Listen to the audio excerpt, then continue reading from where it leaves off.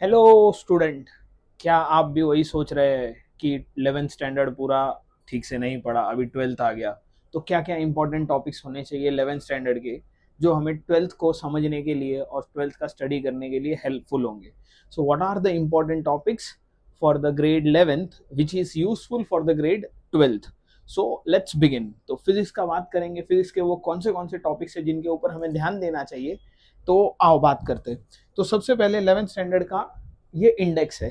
Index में ये total हमें इतने चैप्टर्स थे जो शायद हमने अच्छे से नहीं पढ़े होंगे, या पढ़े भी है तो उतने फोकस से नहीं पढ़े। तो मैं क्या बताने वाला हूँ आज, 11th के वो कौन से इंपॉर्टेंट टॉपिक है जो हमें 12th के लिए पढ़ने चाहिए।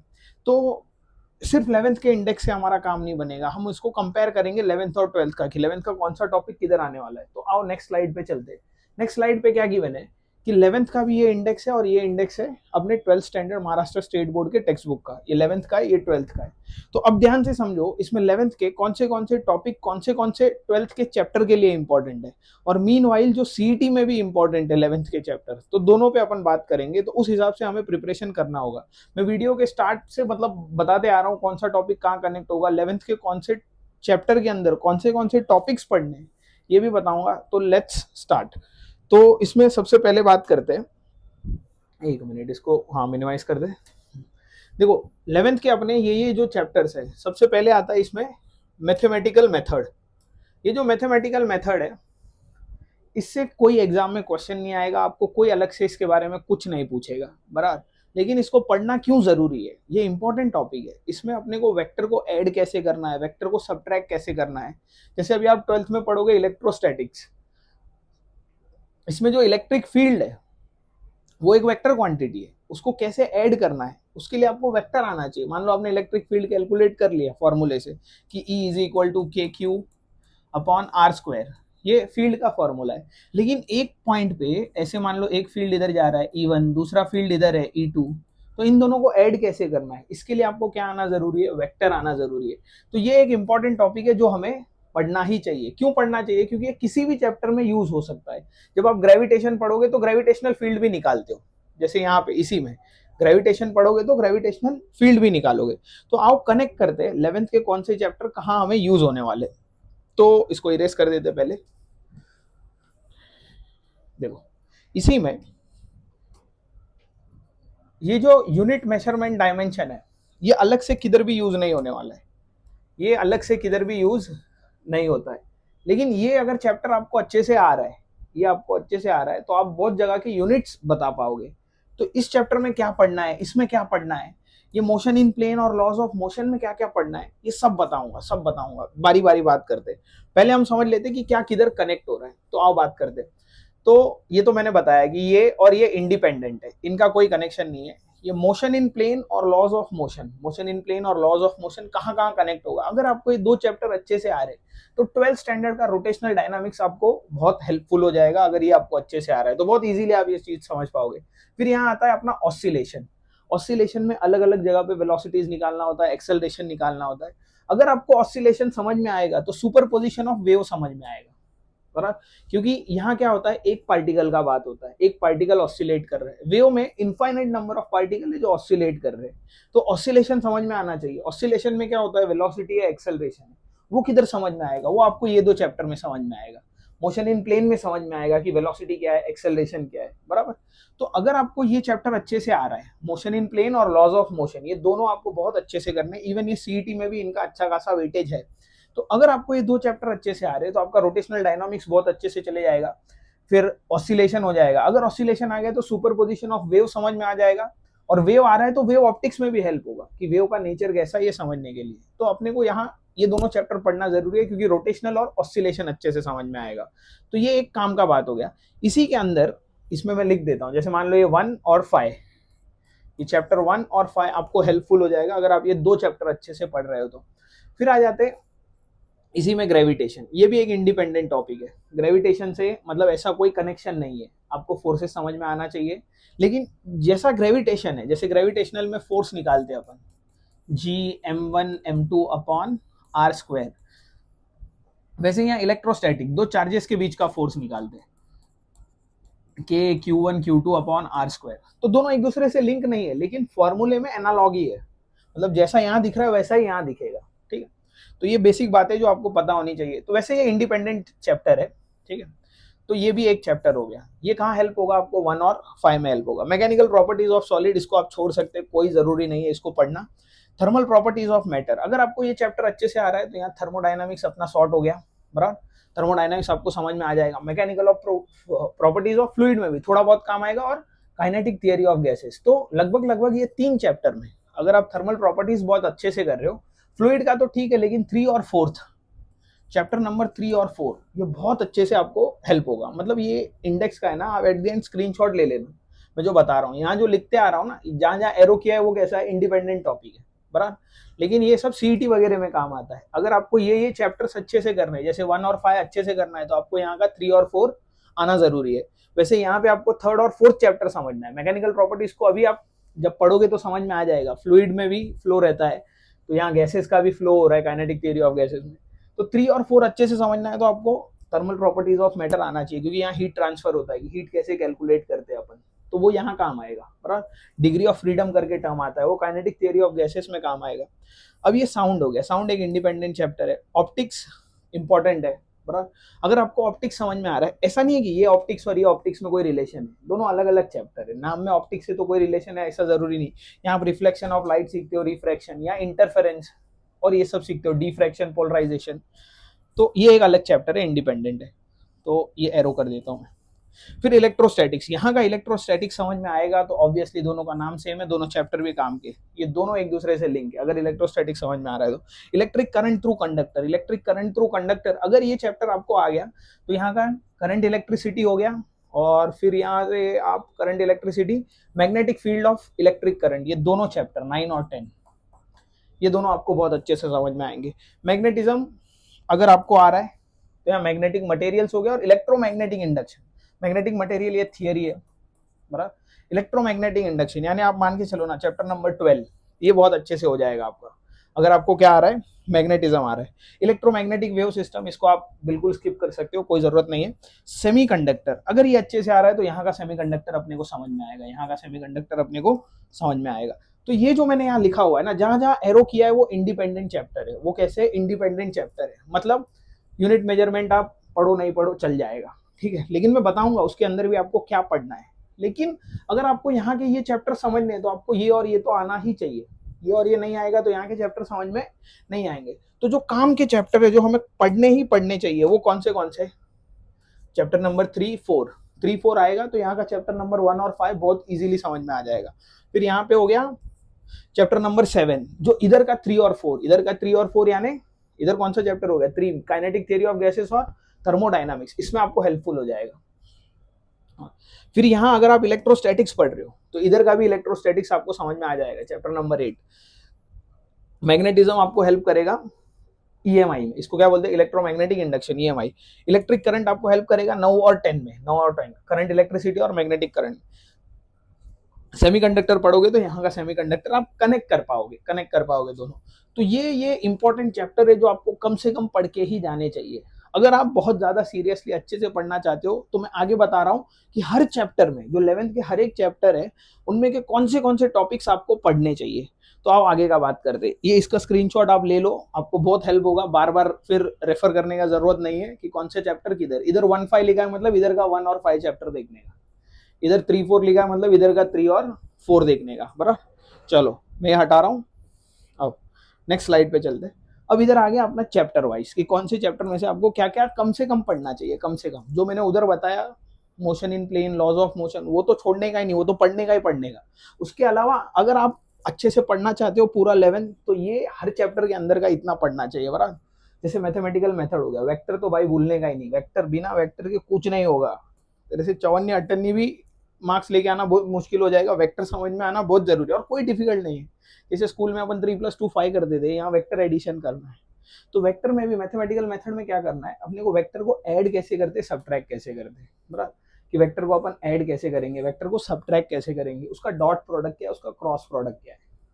डॉट प्रोडक्ट क्या है, मल्टीप्लीकेशन है, क्रॉस प्रोडक्ट क्या है, उसको क्रॉस प्रोडक्ट कैसे करते हैं, ए बार क्रॉस बी बार। लॉ है, रूल है, हार्डली तेरे को अगर तू ध्यान से अगर आप पढ़ोगे तो 15-20 मिनट में आप ये खत्म कर सकते हो, सिंपल सिंपल एकदम बेसिक बेसिक। तो मैथमेटिकल मेथड का इतना पढ़ के जाना है। यूनिट मेजरमेंट में आपको क्या पढ़ना है, यूनिट मेजरमेंट में आपको हाउ टू राइट डायमेंशन। देखो मैंने पहले ही बता दिया, ये 2 चैप्टर उधर से कोई लिंक नहीं है 11th-12th से, लेकिन वेक्टर का एडिशन किसी भी चैप्टर में आ सकता है, बराबर। तो ये आपको आना चाहिए। अभी यूनिट डायमेंशन कहाँ हेल्प करेगा, मान लो कोई इक्वेशन आपने लिखा, उसका आपको यूनिट निकालना है, कोई एक क्वांटिटी लिखा, उसका आपका आंसर आया, लेट्स से कुछ आपने फाइंड किया, इलेक्ट्रिक फील्ड फाइंड किया, उसका आंसर आया 20, तो अब उसका यूनिट क्या लिखने का। तो इधर आपको है ना तरीका बताते कि किसी भी चीज का यूनिट आप कैसे लिख सकते हो। तो ये समझ लेना है, how to write the dimension, dimension पता है तो आप यूनिट लिख सकते हो। फिर इसी के अंदर आता है ये types of error and it's calculation. ये बहुत इंपॉर्टेंट है, इस पे क्वेश्चन भी आता है कभी कभी सीईटी में कि एरर का परसेंटेज निकालो। तो इधर अलग अलग टाइप के एरर है, तो वो पढ़ लेना। तो मैं कम से कम बता रहा हूँ, जो आपको पढ़ लोगे तो पूरा चैप्टर हो गया, आप ऐसे ही समझ के चल सकते हो। यही चीजें बार बार यूज होती है। तो यहाँ addition, subtraction, dot product, cross product कर लेना है। इधर अपने को क्या करना है कि डायमेंशन कैसे लिखते हैं अपन, बराबर, डायमेंशन। फिर टाइप्स ऑफ एरर कि एरर ऐड कैसे होता है, परसेंटेज एरर है, फ्रैक्शनल एरर है, तो ये सब आपको समझ लेना है इन चैप्टर के अंदर, ठीक है। आओ आगे बात करते हैं, दूसरी स्लाइड पे चलते। इधर क्या दिया है, मोशन इन प्लेन और लॉज ऑफ मोशन। ये तो इंपॉर्टेंट चैप्टर है, अपन ने स्टार्ट में ही बात किया। ये जो चैप्टर से लॉज ऑफ मोशन और मोशन इन प्लेन, इनको बिल्कुल नहीं छोड़ने का, बराबर। ये क्वेश्चंस तो आपको आने ही आने चाहिए। वेक्टर क्वांटिटीज मतलब जैसे वेलोसिटी हो गया, डिस्प्लेसमेंट, एक्सेलरेशन, ये सब वेक्टर क्वांटिटी है। तो ये आपको इस चैप्टर में समझ लेना है। रिलेटिव मोशन मतलब 2 कार आ रहा है, एक दूसरे को क्रॉस कर रहा है, 2 ट्रेन जा रहा है, एक साथ जा रहा है, बराबर। तो इस टाइप के क्वेश्चंस इसमें है, तो आप रिलेटिव मोशन पढ़ लेना। और प्रोजेक्टाइल मोशन, ये इसमें का एक इंपॉर्टेंट तो सारे ही है, इस पे सीटी में भी क्वेश्चन आता है आपको, ठीक है। सीटी दोगे, जेई मेंस दोगे, हर एक में आएगा, ठीक है। जो जो बातें सीटी के लिए बता रहा हूँ, जेई मेंस के लिए भी उतना ही इंपॉर्टेंट है प्रोजेक्टाइल मोशन। फिर हम लॉज ऑफ मोशन के ऊपर, या न्यूटन्स लॉ आना चाहिए, फ्रिक्शन आना चाहिए। 2 टाइप का फ्रिक्शन है, स्टैटिक और काइनेटिक, स्टैटिक फ्रिक्शन और काइनेटिक फ्रिक्शन, ये आपको समझ में आना चाहिए। फिर सर्कुलर मोशन भी समझ में आना चाहिए। अभी सर्कुलर मोशन में क्या होता है, जैसे मान लो कोई चीज ऐसा सर्कल में घूम रहा है, तो इसके पास 2 एक्सेलरेशन होता है, एक टुवर्ड द सेंटर होता है, और अगर इसका वेलोसिटी चेंज हो रहा है तो एक टेंजेंशियल एक्सेलरेशन होता है। तो ये सब कब समझ में आएगा, जब आप इधर वेक्टर क्वांटिटीज पढ़ चुके हो। वेक्टर क्वांटिटी में क्या पढ़ते हैं अपन, डिस्प्लेसमेंट पढ़ते हैं, एस से डिनोट करते हैं डिस्प्लेसमेंट को, वेलोसिटी और एक्सेलरेशन। ये क्या है, एक्सेलरेशन, ये वेलोसिटी, और ये डिस्प्लेसमेंट, ठीक है। डिस्प्लेसमेंट, तो डिस्प्लेसमेंट, वेलोसिटी, एक्सेलरेशन आपको यहाँ समझ में आएगा। उसका यूज किधर हो गया, देखो इधर ही हो गया, 11th का 11th में यूज होते जा रहा है, ठीक है। तो ये जो बता रहा हूँ ना, बहुत डिटेल से, बहुत सालों का एक्सपीरियंस है, वो आपको एकदम शॉर्ट में करके बता रहा हूँ। इतना इतना पढ़ के जाओ आराम से, पूरा 11th एकदम बहुत स्ट्रांग होल्ड आ जाएगा। पूरा ये जो बता रहा हूँ हार्डली आपको पढ़ने के लिए 20 दिन मैक्स हो गया। अगर आप डेडिकेटेडली लो, 3-4 घंटा दे रहे हो, आप 20 दिन में सब खत्म कर सकते हो, ठीक है। पूरा 11th का फिजिक्स हो जाएगा आपका, ठीक है। आओ इसी में फिर आगे चलते। ये टॉपिक्स आप चाहिए स्क्रीनशॉट ले लो, या किसी एक बुक में अभी आप पेन और पेपर लेके बैठो और लिख लो, ठीक है। बार बार आप फिर भूल जाओगे कि क्या पढ़ना है किधर। ग्रेविटेशन में यूनिवर्सल लॉ ऑफ ग्रेविटेशन ये पता होना चाहिए। सैटेलाइट का मोशन भी, सैटेलाइट घूम रहा है तो सैटेलाइट की स्पीड क्या है, उसको ऑर्बिटल वेलोसिटी बोलते हैं। और इसी में दूसरा कॉन्सेप्ट है एस्केप वेलोसिटी। इन सब पे कभी कभी सीईटी में भी क्वेश्चन आता है, इसलिए मैंने इसको यहाँ पे ऐड किया है। चैप्टर का लिंक मैंने स्टार्ट में बता दिया, कौन सा चैप्टर किधर लिंक है। तो ग्रेविटेशन का कोई खास लिंक नहीं है, लेकिन ग्रेविटेशन सीईटी के पॉइंट ऑफ व्यू से इंपॉर्टेंट है, जेईई मेंस के पॉइंट ऑफ व्यू से इंपॉर्टेंट है, इसके लिए आपको ये आना चाहिए। अब देखो thermal properties of matter, thermal expansion, heat transfer और कैलोरीमेट्री। अब हीट ट्रांसफर आप कहाँ पढ़ते हो, फिर थर्मोडायनामिक्स में पढ़ते हो, जो 12th का चैप्टर है थर्मोडायनामिक्स, तो उधर के लिए आपको हीट ट्रांसफर आना चाहिए। थर्मल एक्सपांशन पे क्वेश्चन आ जाता है, बराबर। जो मैकेनिकल प्रॉपर्टीज ऑफ सॉलिड है उसमें भी थर्मल एक्सपांशन है, इधर भी थर्मल एक्सपांशन है, तो इसके ऊपर क्वेश्चन आ जाता है। कैलोरीमेट्री पे क्वेश्चन आ जाता है कि कैलोरीमेट्री में भी हीट ही निकालना है। अगर आपको हीट ट्रांसफर आ गया तो ये तो आ ही जाएगा, बराबर। तो ये तीनों चैप्टर पढ़ने, मतलब ये तीनों टॉपिक इस चैप्टर के अंदर पढ़ने बहुत ज्यादा जरूरी है, बहुत ज्यादा जरूरी है, ठीक है। आओ आगे बात करते हैं। साउंड हो गया, साउंड में डॉपलर इफेक्ट हो गया, इसके ऊपर सीटी में क्वेश्चन आता है, डॉपलर इफेक्ट हो गया। वेव ऑन अ स्ट्रिंग, ये भी एक अच्छा फेवरेट टॉपिक है। अगर साउंड से क्वेश्चन पूछना है तो ज्यादातर या तो इससे ही आता है, या तो इससे क्वेश्चन है, इससे ज्यादा साउंड से क्वेश्चन नहीं आते, 1 या 2 ही क्वेश्चन आते सीटी में। तो मैं दोनों बता रहा हूँ, लिंक मैंने बता दिया आपको, और सीटी के पॉइंट ऑफ व्यू से भी आपको ये पढ़ना चाहिए, ठीक है। सीटी हो गया, जेईई मेंस हो गया। ऑप्टिक्स में आपको क्या पढ़ना है, रिफ्लेक्शन, रिफ्रैक्शन, भाई ये तो छोड़ने का ही नहीं, ये तो एकदम पढ़ के जाने का अच्छे से, एकदम बेसिक्स है और समझ में आना चाहिए। और ऑप्टिकल इंस्ट्रूमेंट में आपको 3 इंस्ट्रूमेंट पढ़ने होते हैं, एक है कंपाउंड माइक्रोस्कोप, कंपाउंड माइक्रोस्कोप, इधर लिखता हूं कंपाउंड, फिर सिंपल और टेलीस्कोप। टेलीस्कोप, ये तीन चीजें आपको पढ़नी होती है ऑप्टिकल इंस्ट्रूमेंट में। क्या पढ़ना होता है? Simple microscope, simple microscope, compound microscope और टेलीस्कोप। ये चार मतलब ये जो तीन चीजें ये आपको पढ़नी है, simple microscope, compound microscope, telescope. ठीक है, मैं अच्छे से नहीं लिख रहा हूँ, बस आप वॉइस पे ध्यान दो तो समझ में आ जाएगा आपको मैं क्या बताना चाह रहा हूँ। ठीक है, फिर है इलेक्ट्रिक करंट थ्रू कंडक्टर, बहुत बेसिक चैप्टर, बहुत इंपॉर्टेंट है, ये नहीं छोड़ने का भाई। ये तुमने नहीं किया ना तो 12th के 2 से 3 चैप्टर नहीं आएंगे जो मैंने उधर लिंक करके बताया। ये बहुत इंपॉर्टेंट है, ये आपको पढ़ के ही जाना है। ड्रिफ्ट वेलोसिटी क्या है? ये इलेक्ट्रॉन की वेलोसिटी होती है। अब अपने को पता है करंट क्या है, it is a flow of charge. तो इलेक्ट्रॉन मूव होता है, तो इलेक्ट्रॉन का स्पीड कितना है जब चलता है, तब वो उसी स्पीड को अपन क्या बोलते हैं? ड्रिफ्ट वेलोसिटी बोलते हैं। उस स्पीड को क्या बोलते हैं? Drift velocity. ड्रिफ्ट वेलोसिटी आना चाहिए अपने को। रजिस्टिविटी क्या होता है? बराबर, कि जितना ज्यादा रजिस्टिविटी उतना करंट को फ्लो होने में डिफिकल्टी होगी। तो रजिस्टिविटी क्या होता है ये समझना है। Calculate the resistivity at various temperature. Resistivity temperature के साथ चेंज होता है, तो रेजिस्टेंस भी चेंज होगा। तो ये सब उसके अंदर है। फिर रेजिस्टेंस अगर सीरीज में तो कैसे डील करना है, पैरेलल में तो कैसे डील करना है, ये इतना आप पढ़ लेना इस चैप्टर में से। बराबर, इतना अच्छे से पढ़ लेने का, इसके ऊपर का एमसीक्यू भी सॉल्व करने का। ज्यादा नहीं, आप 10-15 एमसीक्यू सॉल्व करो, आगे बढ़ो, जिससे क्या हो जाएगा उस टॉपिक के ऊपर आपका होल्ड आ जाएगा। ठीक है, और दूसरा इसी में बात करते हैं, मैग्नेटिज्म हो गया। Magnetic field due to bar, bar magnet, ये आपको आना चाहिए। बार मैग्नेट है, ऐसा नॉर्थ और साउथ पोल है, ऐसे नॉर्थ और साउथ। इसके एक्सिस पे क्या मैग्नेटिक फील्ड होती है, इसके इक्वेटर पे क्या होती है, किसी एक पॉइंट पे मैग्नेटिक फील्ड क्या होती है, ये पता होना चाहिए आपको। पर वो दिया हुआ है स्टेट बोर्ड के टेक्स्ट बुक के अंदर है, एक्सिस पे, इक्वेटर पे और किसी भी पॉइंट पे आपको मैग्नेटिक फील्ड का फॉर्मूला याद होना चाहिए। फिर गॉस लॉ ऑफ मैग्नेटिज्म, ये एक इंपॉर्टेंट लॉ है। गॉस लॉ मैग्नेटिज्म के लिए भी होता है, गॉस लॉ इलेक्ट्रोस्टैटिक्स के लिए भी होता है। तो दोनों लॉ अच्छे से अपने को पढ़ लेने। ठीक है, आगे देखते हैं। इलेक्ट्रोस्टैटिक, देखो जैसे बताया गॉस लॉ, इलेक्ट्रोस्टैटिक में एक है कूलम लॉ, दूसरा गॉस लॉ। इलेक्ट्रिक फील्ड पढ़ना है कि अलग अलग पॉइंट पे फील्ड कैसे कैलकुलेट करते, वो आपको समझ में आना चाहिए। फिर डाइपोल इन इलेक्ट्रिक फील्ड।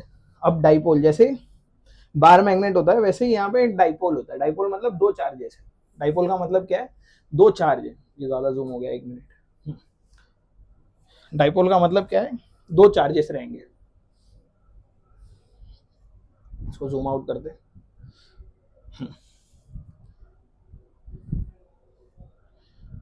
ये मैग्नेटिज्म हो गया। इलेक्ट्रोस्टैटिक्स, इलेक्ट्रोस्टैटिक्स में आपको क्या पढ़ना है? डाइपोल। डाइपोल मतलब दो चार्ज होगा, एक प्लस होगा एक माइनस चार्ज होगा। फिर आते हैं सेमीकंडक्टर के ऊपर। सेमीकंडक्टर में आपको क्या पढ़ना है? कंडक्टर थ्रू, कंडक्टर, सेमीकंडक्टर और इंसुलेटर, इन तीनों का डिफरेंस पढ़ना है। कंडक्टर किसको बोलते हैं, सेमीकंडक्टर, और इंसुलेटर किसको बोलते हैं। इसमें पीएन जंक्शन पढ़ना है कि पीएन जंक्शन डायोड होता है। बराबर, तो वो आपको अच्छे से समझ लेना है। इंट्रिंसिक और एक्सट्रिंसिक क्या होता है? बराबर, एक पी टाइप का सेमीकंडक्टर, एक एन टाइप का। जो प्योर होता है उसको अपन क्या बोलते हैं? Intrinsic semiconductor. वैलेंस बैंड क्या होता है? कंडक्शन बैंड क्या होता है? ये जब आप पढ़ोगे ये चैप्टर, तो आप ये देखने का, बुक में एक जगह लिख लो कि इस चैप्टर में क्या क्या इंपॉर्टेंट है। फिर आओ स्टडी टिप्स। अब पढ़ने का कैसा? ऐसा ही नहीं जैसे अपन ने 10th तक पढ़ा है कि बस पढ़ते गए पढ़ते गए पढ़ते गए, वैसा नहीं होगा। इधर आपको कॉन्सेप्ट समझ में आना बहुत ज्यादा जरूरी है। और वो कैसे पता चलेगा कॉन्सेप्ट समझ में आया? हर चैप्टर के बाद एमसीक्यू सॉल्व करने का। बराबर, 10, 15, 20 जो भी टॉपिक आप पढ़ रहे हो उसके ऊपर इतने एमसीक्यू सॉल्व करो। सबसे बेस्ट अपने पीवाईक्यूज के मैंने अभी वीडियोस डाल रहा हूँ। बराबर, तो वो वीडियो रेफर कर लो। जैसे मोशन इन प्लेन किया आपने, उसका थियरी वगैरह पढ़ लिया, तुरंत जाओ उसका वीडियो देखो आप। प्रीवियस ईयर एमएचटी सीटी के क्वेश्चन है उसके अंदर, तो वो सॉल्व करो आप। जिससे क्या होगा? न्यूमेरिकल एबिलिटी इंप्रूव होगा आपका, क्योंकि वही इंप्रूव करने का है। अगर क्वेश्चन सॉल्व हो रहा है मतलब ही कॉन्सेप्ट क्लियर है। तो वो सिर्फ पढ़ने का नहीं, थियरी थियरी पढ़ते बैठे फिर छोड़ दिया उसको। थियरी पढ़ने का, उसके बाद सीधा एमसीक्यू पे जाने का। बराबर, आप थियरी पढ़ के आओगे तो ही प्रीवियस ईयर के जो वीडियोस डाले मैंने, प्रीवियस ईयर एमएचटी सीटी के क्वेश्चंस, वो समझ में तभी आएंगे, क्योंकि मैं उन वीडियो में बहुत डिटेल में थियरी एक्सप्लेन नहीं कर रहा हूँ। बराबर, वो वीडियोस मेनली पर्पस यही है कि न्यूमेरिकल सॉल्व का एबिलिटी अपन कैसे इंप्रूव करें। तो आप अगर थियरी पढ़ के आओगे तो वो वीडियो हेल्पफुल है, जिससे आपका थियरी मतलब एमसीक्यू सॉल्व करने का एबिलिटी इंप्रूव होगा। ठीक है, तो focus on understanding and not just memorising. Memorise करने में टाइम नहीं गलाने का, समझ लेने का क्या चीज कैसा है। दूसरा, प्रॉब्लम सॉल्व जितना ज्यादा कर सको उतना। और विजुअल लाइक डायग्राम, मतलब चीजों को आप अच्छे से रिप्रेजेंट करो, जिससे आपको याद रहे कि क्या चीज कैसे, क्या कैसे कैसे है। मतलब एक चीज लिखने का अलग अलग तरीका है ना। मान लो 10 फॉर्मूले, तो आप उनको इस तरीके से लिखो जो कोरिलेट हो रहे, जैसे ग्रेविटेशन हो गया, इलेक्ट्रोस्टैटिक्स हो गया, तो उसको एक साथ ही लिखने का, ऐसा कि यहाँ ग्रेविटेशन, बुक का आधा पेज में ग्रेविटेशन के फॉर्मूले लिखे, दूसरे दूसरे हाफ में अपन ने इलेक्ट्रोस्टैटिक्स के लिखे। तो जिससे क्या है, अपने को याद रहता है कि हाँ ये दोनों चैप्टर के फॉर्मूले लिंक हो रहे हैं एक दूसरे से, तो दिमाग में रखने का। बाकी रिवाइज स्मार्टली, ये बहुत ज़्यादा जरूरी है। स्मार्टली रिवाइज करने का मतलब क्या है, आप क्वेश्चन सॉल्व करो, क्वेश्चन सॉल्व करो, जितने ज़्यादा क्वेश्चन सॉल्व करोगे उतना ज़्यादा अच्छा है, चीज़ें खुद रिकॉल होते जाती है, खुद रिकॉल होते जाती है। बाकी कोई ऐसा लेट नहीं हुआ है, आप आराम से अभी भी एफर्ट डालोगे तो 15 से 20 दिन में आप सब रिवाइज कर सकते हो। बस मेहनत करने की देरी है, आप अच्छे से एफर्ट डालोगे डेफिनेटली रिजल्ट आएगा। कोई बहुत बड़ा काम नहीं है, भरोसा रखो अपने आप पे और पढ़ाई करते रहो। All the best.